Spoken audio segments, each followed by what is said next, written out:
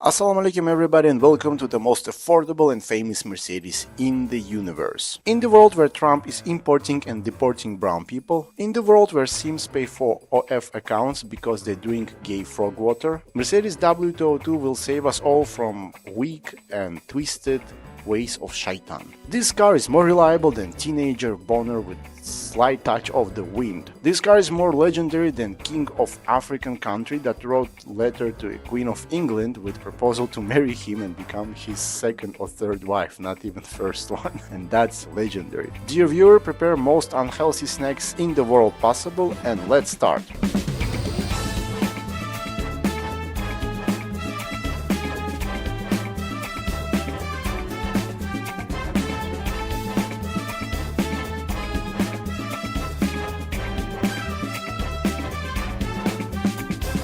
Mercedes spent 7 years and $1.5 billion to develop a W202. It surpassed our favorite W140. After Mercedes 190 that had everything perfect and it was in general a great car, it was difficult to create something better, but with the help of $1.5 billion, Mercedes did it. The W202 was so popular that Mercedes made 1.8 million units.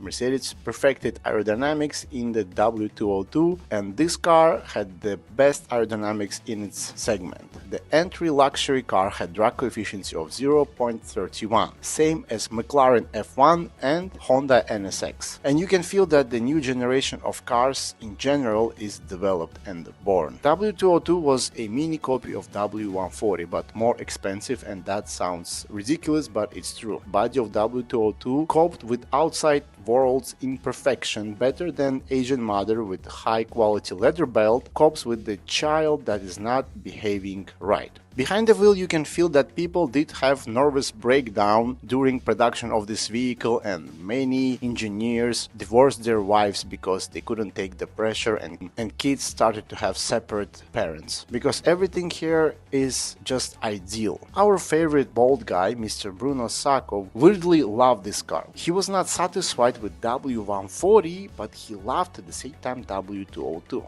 He said that W140 was too square and W202 reminded him of W140, and that's why he loved it. He adored the car. Whatever he liked or hated, we love this guy till the end of times because he gave us the best Mercedes in the world. My dream W202 is the facelift version in AMG pack, in silver or black color or beige with AMG wheels and the V8. Tell me in the comments what is the optimal car for you. Engines were developed by Thanos and tuned by original Honda laptop guys that were popular in 2000s. Mercedes offered more than 20 engines in new W202.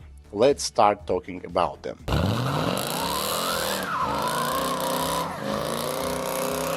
So the engines were offered from 4 cylinders that had absolutely no power to massive, physically and psychologically abusive 5.5 naturally aspirated liter V8. Perfect W202 engine for me today would be V6 engines or a V8. The 4.3 liter V8 or the rare and very scary and mentally ill 5.5 liter V8. W202 was the first official AMG car after Mercedes bought AMG and sold performance cars in their showrooms with warranty by Mercedes inside of the dealerships. Before the acquisition, not many Mercedes dealers sold AMG cars, but after it, almost everybody had the AMG offers. The most reliable engines were of course the diesel engines. The first one is OM601, the 4-cylinder diesel engines, and those engines were as simple as boiling water. It is pre-chamber diesel that is famously slow and loud but mechanically indestructible. The C200 DOM601 made 74 brake horsepower and 130 Nm of torque.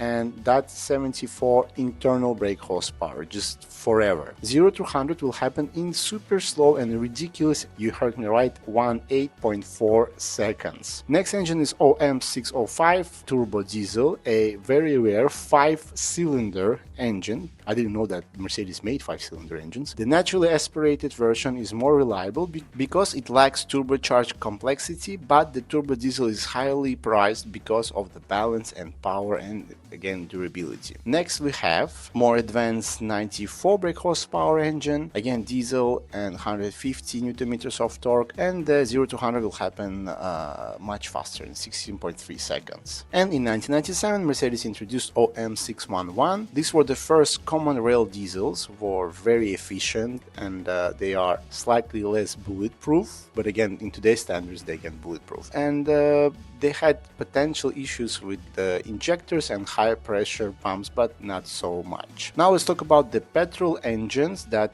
easily will surpass 300,000 kilometers if they were properly maintained with just basic oil change. And I'm not joking, just oil change will do. First one is the C250 DOM605. It made 111 brake horsepower and 170 Newton meters of torque. 0 to 100 will happen in 14.7 seconds. This 4-cylinder engine is backbone of the W202. It uses a timing chain and a very big reliable timing chain. It's very straightforward to repair without any problems. You should watch out for the eco wiring harnesses, particularly in the 93-95 models. They didn't work so good, and because of the insulation problem, and the mass airflow sensors, sometimes they just die on you. The C180 model with the M111 engine made 121 brake horsepower and 170 Newton meters of torque. 0 to 100 will happen in 12 seconds. C200 made slightly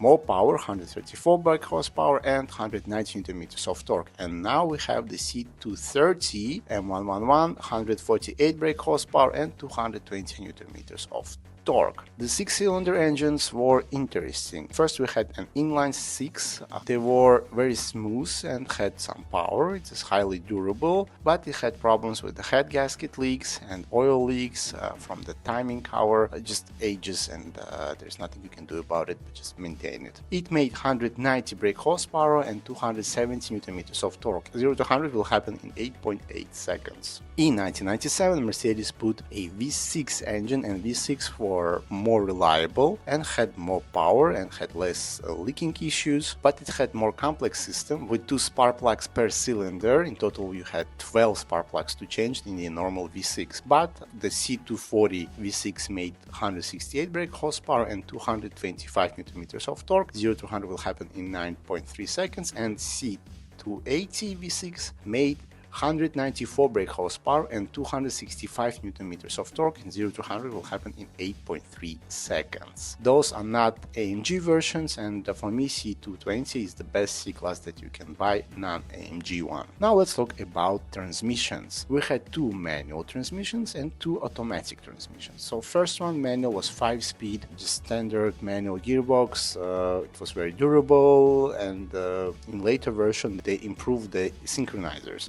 6-speed manual were introduced a little bit later, and they were very popular in 2000 models. This gearbox was found in some of the final T model, like estate wagons and like in estate cars and other late facelift diesel models. Automatic transmission were popular in 1993, 1994. First we had 4-speed 4G-tronic hydraulically controlled transmission carried over from earlier Mercedes models. It was standard on the C36 AMG in the US, and later we had 5-speed 5G-tronic, introduced in 1996 to replace the 4-speed. This was a significant upgrade. The gear changes were much faster, featuring electronic control and a winter standard mode. Around 1999 it was updated to include touch shift. The manual styling shifted by tipping the lever left or right. A weird system, very slow shifts, but in the 1999 it considered to be like wow.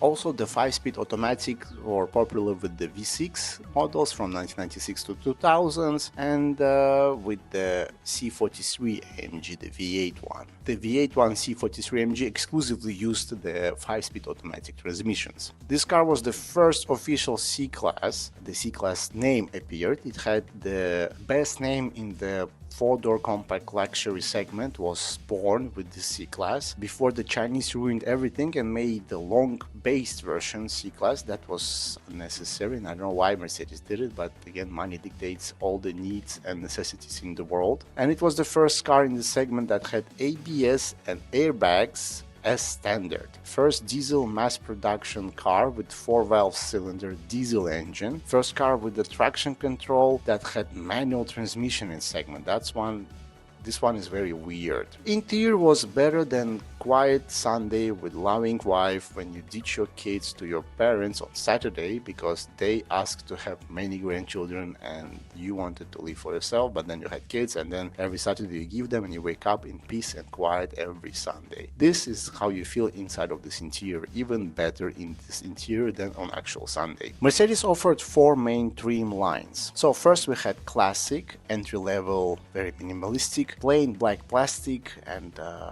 rarely you can see wood, just close upholstery, that's it. Then you had the Esprit. The interior vibe were like useful, sporty. It was checkered or a look, dashboard trim, lower ride height, vibrant seat colors like blue, red, green, little bit gay if you ask me. Next we have elegance, the luxury executive interior. You had dark high gloss wood, chrome accents on door handles, plush York velvet style fabric or real leather, and finally the sport one, performance tech vibes, carbon fiber look, checkered flag everywhere, white-faced instrumental dials, heavily bolstered sport seats. For me, the luxurious one, the elegance, is the best one. Beyond the standard trims, W202 was offered with high-end materials that were ahead of its time for a compact sedan. And you can order Designo for an extra cost. Owners would pay a lot for the wonderful expensive two-tone leather. You can order green, black, orange, whatever you want. An exotic wood that smells amazing today. Also, you had special orthopedic seats, helped your blood flow in your balls and helped not to have huge hemorrhoids when you were driving a lot. And also you can order a Bose premium sound system, very rare for the 90s. It was in the trunk, it mounted a amplifier, and a specific subwoofer shelf was in the rear of the car. The unique hidden features in some of the W202s: vacuum folding rear headrests. It's like the button, when you push it, the headrest just drop. Dual zone climate control, analog, not digital, but anyway, dual zone. Dust bolt filters. You just change the filters for the car and that's it in the glove box. And in the specific AMG models, you had two-tone steering wheel with the carbon gear knob, and the C43 featured multi-counter, interesting sports seats as standard, often a Condor two-tone leather. And later models, the 1998 to 2000, had a smart key fob and BAS ESP buttons inside, and then the door card was upgraded to fit a new side airbag. Today, any W202 in good condition is a very rare treat. You can buy old W202, not rusty, not crushed in the accident, and put a V8 in it. And it's not so difficult if you find the right people and not some sausage fingers mechanics, or as we say in Russia, ass-hands mechanics. Whatever your intentions with the car, you need extra $5,000 cash in your emergency fund to cover any unexpected leaks or problems. Look for the car that has some service history and do a proper checkup in the local Mercedes dealer or with your local mechanic. V6 and V8 petrol cars are the perfect for everyday use. They will give you the best driving feeling today in a reasonably small budget and reliable, and the service will be a little bit expensive, but again, it's Mercedes. You can buy W202 today from $1,000 up to $10,000 for very good versions with full service history, accident-free, that basically the previous owner were a psychopath and he loved his car more than kids. But anyway, those are the best ones. Personally, I would buy accident-free W202 for like $2,000 with huge mileage, throw everything out, put a 5.5 liter naturally aspirated V8 with the transmission, and together with the differential brakes and the full setup, it will cost you, with the work, with the car, from $15,000 to $20,000, and you will have the best car on the road today that you build yourself without any problems with the most reliable parts in the world. Or you can find a decent V6 model for $10,000 just in perfect condition and drive this one without any swaps. Also good option with good interior. And whatever you do, again, 5,000K in cash on the rain day. Don't forget about this, because these cars are almost 30 years old and anything can go wrong. I mean anything. Windows, lights, leaks, anything. And I guarantee you that doesn't matter which car you buy, you will have minor issues. That's guaranteed. Major one depends on the car again. Very rarely you have major issues, but minor 100%. And it doesn't matter which one you will buy. The minor one will get you, but it's worth it. It rides and handles and delivers power like no other compact luxury sedan today. It destroys everybody. All the BMW, even its C-Class. Anything today on the market will not be as same as the W202 with the good leather, with the good interior. Nothing. Every time I drove it, it gave me best feelings in the world. Today even Mercedes feels like Dario on the wheels, like cheap plastic, very Chinese. It has no soul. This car will save your soul from all the shaitans and bring you to heaven with every kilometer. Guarantee you. Thank you for watching. Let me know in the video which one is your favorite W202. Thank you for sharing, for subscribing, and I appreciate that a lot. Take care and bye bye.